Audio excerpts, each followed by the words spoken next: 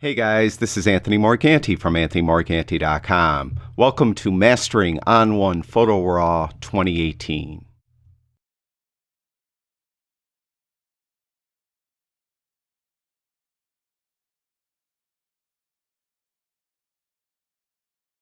In this video, we're going to continue our work in the Layers module of On1 Photo RAW 2018. We're going to replace a sky. Now, we did that in our previous video, but in this video, I'm going to introduce and demonstrate a couple more tools that will help you get the job done. Before I begin that though, just let me mention real quick that I'm going to be phasing out my website, AnthonyMorganti.com, because I've created a new website. The new website is onlinephotographytraining.com.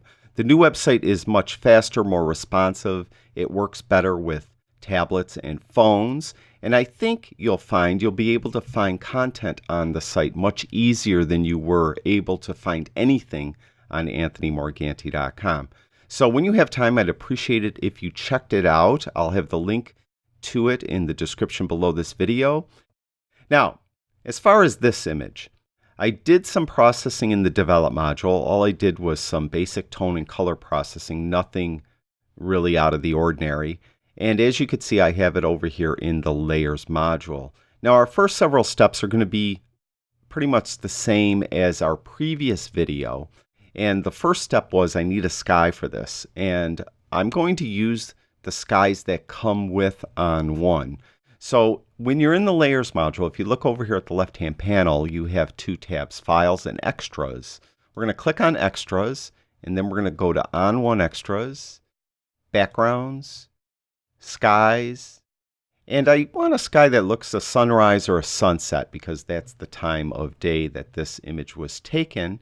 And I think the skies 46.jpg will do well. So I'm going to pick that one. I'm just going to simply double click on it. Then On1 will ask me, do I want to open this up as a layer or a new photo? And when we're replacing skies, we're going to open it up as a new layer. So we're going to click Add as Layer. And you can see, similar to our last video, that our sky layer is much smaller than the original image. So I have to resize this. So I'm going to get the Transform tool. Now, before I do that, I think I'm done with this left panel. So to make a little more room, I'm going to close that down. So if you look in the far left-hand corner, there's a little icon there. Click on that, and we close down that left panel. Now, at the very top of the tool well is the Transform tool. Just click on that. The keyboard shortcut is V as in Victor. And up here at the top of the tool attributes, this little icon right here is Fill Canvas. Click on that and it will stretch out our layer, which was the skies layer, to perfectly fit over our original layer. But as I look at it, I really didn't need to do that. The sky in the original layer didn't start until maybe about a fifth or a sixth of the way up into the image. So there's no need to stretch this all the way out vertically. So I'm going to grab this little handle down here and I'm just going to push up. Now I'm not moving the entire image up. I'm actually compressing it or scrunching it, if that makes any sense. And as you can see, and as I move it up, the sky in the original image is right here. So I want to just barely cover the sky in the original image. And I think it will look much better and more natural if I do this instead of having it totally fit over the entire layer, the original layer. So I like where it is. I'm going to go up here to the top tool attributes and click on Apply. So we have that where we like it. Now, we have the sky layer on top of the original layer. When you replace a sky, we need the new sky on the bottom. So simply go over here to the right-hand panel and just grab the layer and move it. So just in this case, I'll just grab the bottom layer and push it up above the top layer like that. So there's the original layer on top, as you could see. So now we have them in the right order.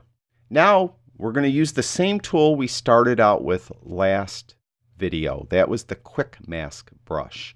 And the keyboard shortcut for that is W. But before you do that, and I received a question after that video, a person was having a hard time doing this, make sure that you're on the original layer, the top layer. This is the original layer. Make sure that that is active.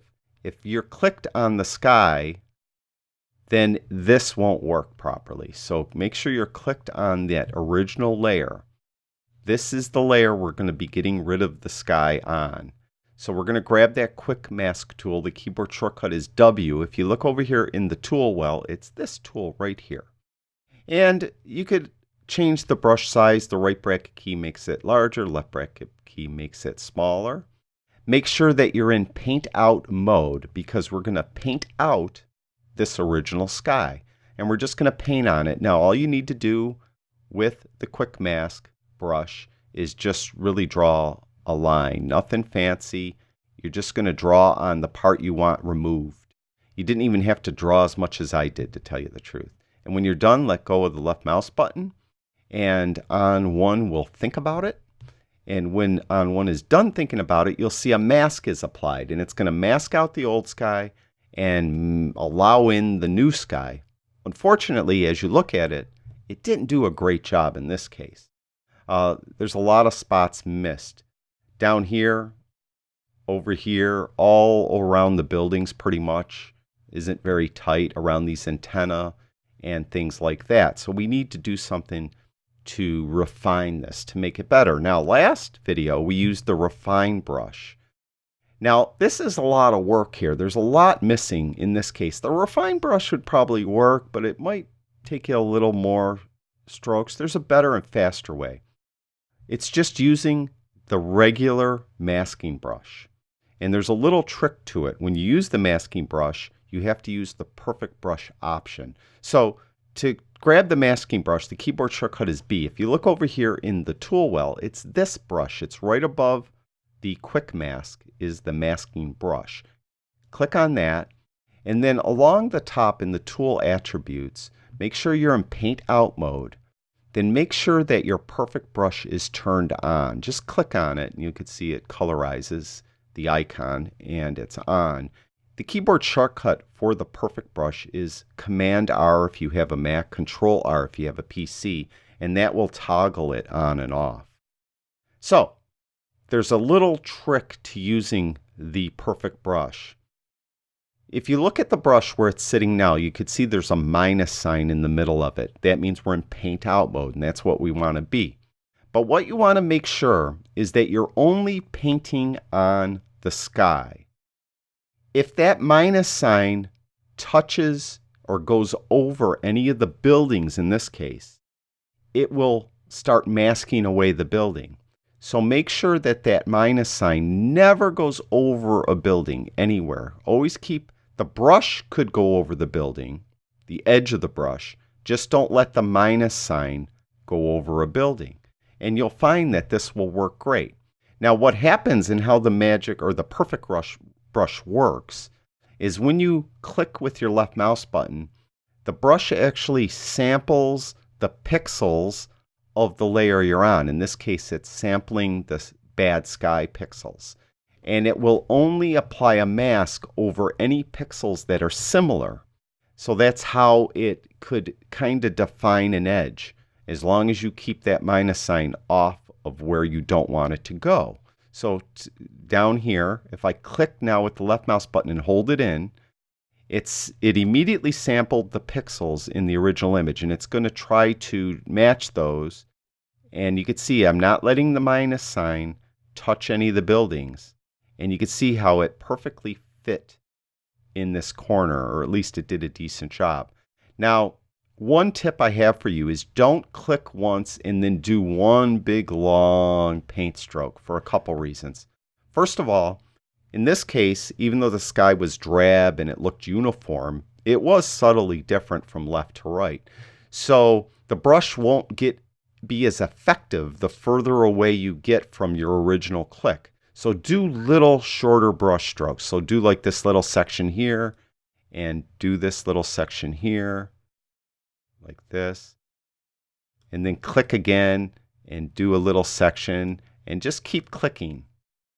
And that will help the brush sample the image a little better. Now we could probably use a smaller brush in some of these cases here. And you can use the bracket keys to affect the brush size, of course, like all the brushes in On1. So we're going to come through in here and we're just going to be clicking a lot. Another reason why you don't want to use a long brush stroke is one of the easiest ways to undo something is to hit Command or Control Z as in zebra. It's Command Z if you have a Mac, Control Z if you have a PC. And if I happen to slip and paint over the building, I could go to paint in mode and then paint it in, but I could just hit Command Z because I have a Mac. If I was using a PC, I'd hit Control Z. And it just undid that last brush stroke. If I had one long continuous brush stroke and then hit Command Z, it would wipe everything out and I'd have to start over. So it's best to do shorter clicks and brush strokes. So you could come in here and you could go pretty quick, you know. And this is more of a rough tool. I'm not necessarily that's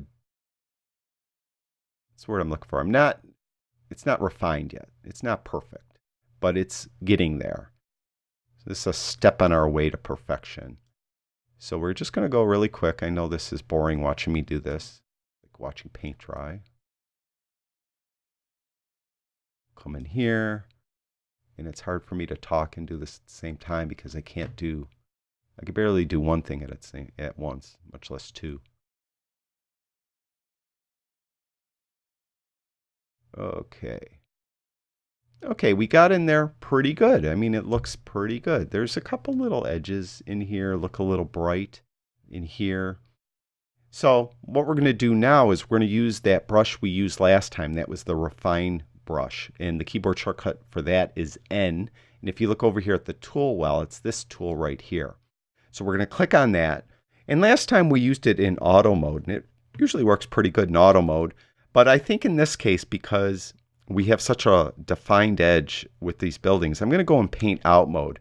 And this is similar to the perfect brush. You don't want the minus sign to touch the buildings. You want to stay over the actual sky and not let that minus sign touch the building. Now you could see in this case when I paint with this brush, it leaves kind of a red trail.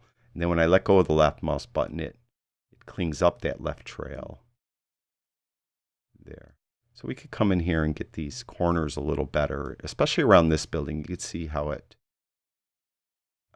didn't get in there very good. And I'm using the left bracket key to make this brush just a little smaller to get these edges and get in these little nooks and crannies. Now, of course, you could zoom in if you wanted to. It might help. And for the sake of this video, I don't think we need. Did a pretty good job around this antenna up here. And this antenna over here, as you could see. So it did a nice job. Pretty much all around. Little edge here. Little bright edge. It looks pretty good. Now actually, this doesn't look bad at all. Now I could zoom in. I'm not going to do it because the video would run an hour, but I don't want to. You could zoom in and you could really, well, let me show you. I'd like to show you actually something. So we're going to go to view mode right here by clicking on the view icon. Z is the keyboard shortcut for that. And you could just like go into 100%. And then you could drag the image around. Even if I had a tool open, like let's say I had the brush tool open and I have a brush and I want to drag this image around, hold the space bar in and you could see that the cursor, that brush, turns into a little hand. And then you could drag the image around with the space bar held in. So I could stay zoomed in and I could get our refine brush, and you could see I missed spots in here. And we could come in here and try to refine this edge a little bit. And you see it's doing a really nice job. So when I'm done over here and I want to move, you know, I hold that space bar in and drag it this way and look around. Hold that space bar in, look at all the edges, make sure it caught everything. Now it has kind of a bright edge as I'm looking at it along this building here. So I could click once here, go to the other end, hold the shift key in, and click a second time. and it should draw a straight line, but I guess maybe I learned something myself. Apparently the refine brush will not draw a straight line. With the other brushes you could do that. You could click once, go to the other end of your straight line, hold the shift key in, and click a second time, and it would draw a nice straight line. But as you can see, it doesn't do it. So we could come in here and use this refine brush in paint out mode, and then we're zoomed in. Just again hold in the space bar when we want to drag the image around. You can see it's doing a pretty good job. And you could go over things several times. It tends to make it do a better job when you go over something several times. So that's how you would drag the image around when you're in zoomed in mode. Now if you want to quickly zoom out, hit Command or Control 0 on your keyboard. It's Command 0 if you have a Mac, Control 0 if you have a PC, and that fits the image automatically to screen.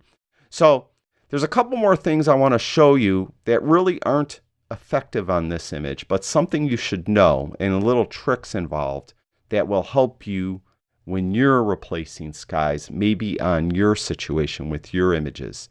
Now, one of them is the Chisel mask tool. And right below the refine brush is the Chisel tool. If you just click on that, the keyboard shortcut for that is K. And you can see it's a typical brush. And with this tool, you could really just, it's got no refinement or no magic or no perfect to it. It's just basically a brush, and you just come in here and you could just like, as you could, I don't know if you could see that. See how I'm like taking away a chunk of the building here? It just, every stroke just kind of encroaches a little closer. So you see how I took a bite out of this building, but it won't let me like take a big chunk out of the building. It's just doing it little by little. So this tool is effective though quite often when you want to just get to the edge, tight to the edge of something. Little trick to this tool is especially if something's way off in the distance and it's a little blurry and people really can't see, is if you just double click on it, once it's selected, and now we're in remove mode, if I double click on this tool, it will automatically, I don't know if you saw that, take out a chunk along the entire edge of the mask. Let me undo it by hitting Command Z. And look at the edge of this building. And I'm going to double click on the Chisel mask tool right now. And you'll see how it took away a chunk of the building. So it'll help you get in tighter to whatever you're masking to. So that's in remove mode, and it will do the opposite in add mode. So if I have it in add mode and I double click on that Chisel tool, you could see how it went out. So that's a little tip to help you better use that Chisel mask tool. So I undid it by hitting Command Z on my keyboard again because I have a Mac. Now the other tool I wanted to show you is the blur mask tool. That's right below the Chisel tool. It's right here. We're going to click on that and activate that. And every little brush stroke you do just blurs out the pixels below that brush. As simple as that. But a lot of times when you're replacing a sky, especially off in the distance, it is a little blurry, and it helps it look better if you blur the mask on its edge. So I could come in here and you probably won't even see anything happen, but I'll just like go down this edge and I'm adding blur to it. And I have the mask amount at 30%. Typically, you don't want it to be too high to begin with. You'd rather build up the effect with multiple brush strokes than just come in with a really heavy brush and go across something. So I recommend that you keep your brush amount when you're blurring an edge to better sell a replace sky. I recommend that you keep it around 30 to 40. Now, similar to the chisel mask tool, you could double click on this and it will help blur that edge. You probably won't see it happen because, to tell you the truth, I could barely see it on my monitor, and I know the video won't be resolute enough for you to see it. But if you double click on the refine or on the blur mask tool, like I just did, what it will do is it goes to the edge of the mask. So I'm going to hit the O key on my keyboard, and that will show us the mask. And it adds a tiny bit of blur to this little edge right here. Maybe we could see it on the mask. I'll do it again. Double click. You really can't. But what I'll do is I could go to the amount, and I could bring that up to 100. Let's see. We'll double click. And double click. And double click. You really can't see it, but trust me. Oh, it did. You know what? It's a little bit delayed. If you look at the blur now. Yeah. So when I run this software to record my screen, it tends to be a little bit taxing on my computer. So sometimes the tools, especially brushes, act a bit slow. And you can see how blurry it is now. So I'm going to hit Command Z to back out of these steps. And I'll hit Command Z a second time. And you can see how it's progressively getting sharper. Command Z a third time. Command Z a fourth time. I don't know how many times I did it. Command Z a fifth time even. Now, if I want to turn off this mask, of course you could turn the mask on and off down here in this little icon down here, but the keyboard shortcut is O, and I just hit the O key. It's much faster. And that really, you could see while I was talking and I wasn't trying very diligently to replace the sky, it did a pretty good job.